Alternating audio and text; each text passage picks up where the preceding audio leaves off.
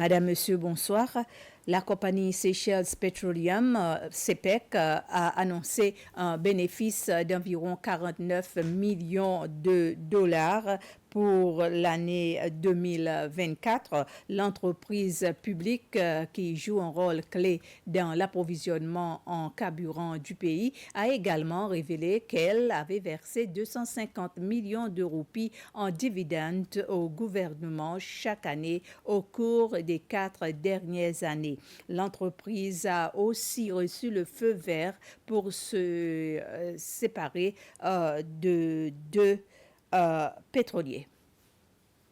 L'un des points majeurs de cette annonce est l'approbation par le gouvernement de la vente de 2 anciens tankers de CPEC, une décision stratégique qui vise à financer l'acquisition de 2 nouveaux navires. Selon la directrice générale de CPEC, Sarah Romain, cette modernisation permettra d'augmenter les revenus de l'entreprise et d'améliorer son efficacité.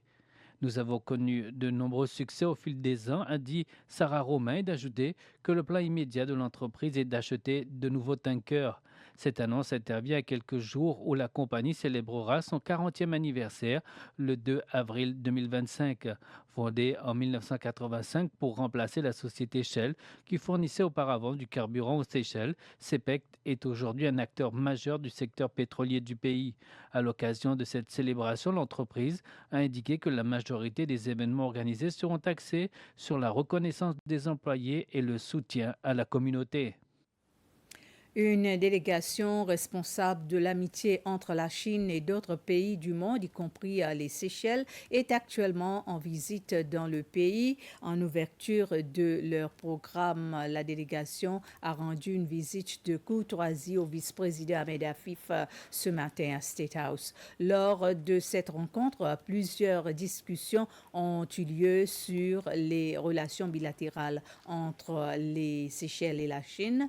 L'ambassadeur de Chine aux Seychelles, Lin Nan, a souligné l'importance de telles rencontres de haut niveau, déclarant que ces réunions jouent un rôle clé dans le maintien de bonnes relations entre les deux pays. Elles permettent de renforcer les liens et d'assurer une coopération continue dans divers domaines.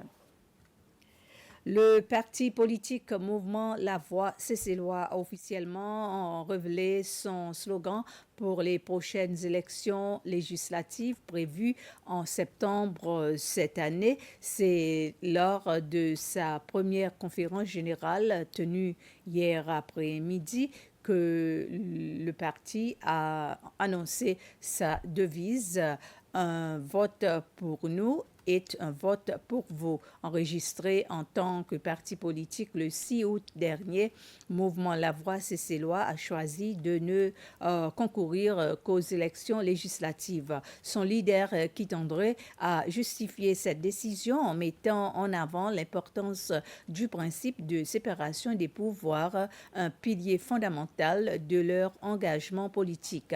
Barry Nouris, qui est la secrétaire générale du parti, a également expliqué la structure particulière de son parti qui vise à garantir une plus grande indépendance des candidats élus à l'Assemblée nationale.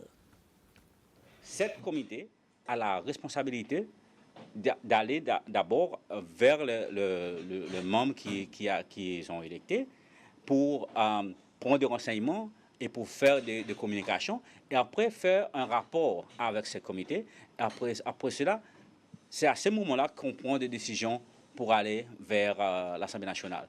Alors, à seul instant que le comité exécutif du mouvement peuvent avoir cette communication directe, c'est au moment là où des membres ont des comportements qui est contradictoire à ce que nous, dans le mouvement La Voix cécélois, nous promotons.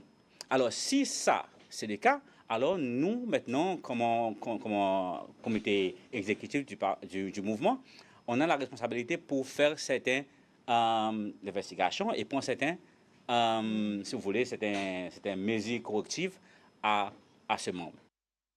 L'ancien président Danny Faure a rencontré un groupe de futurs observateurs électoraux locaux pour partager son expérience en tant que chef de mission d'observation électorale pour le Commonwealth dans plusieurs pays. Ces futurs observateurs des élections locales représentant des associations, ARID et Citizen Democracy Watch Seychelles, Monsieur Faure leur a parlé essentiellement des étapes d'une élection. Il a parlé des valeurs clés de l'observation des élections dans la charte du Commonwealth, telles que la démocratie, l'état de droit, les droits de l'homme, la transparence, entre autres. Les participants ont affirmé que cette session les aidera à mieux s'acquitter de leurs responsabilités dans leur mission. Cette rencontre avec les observateurs locaux est la 4e organisée par l'ancien président Faure. Ainsi s'achève ce résumé d'informations. Merci de votre attention.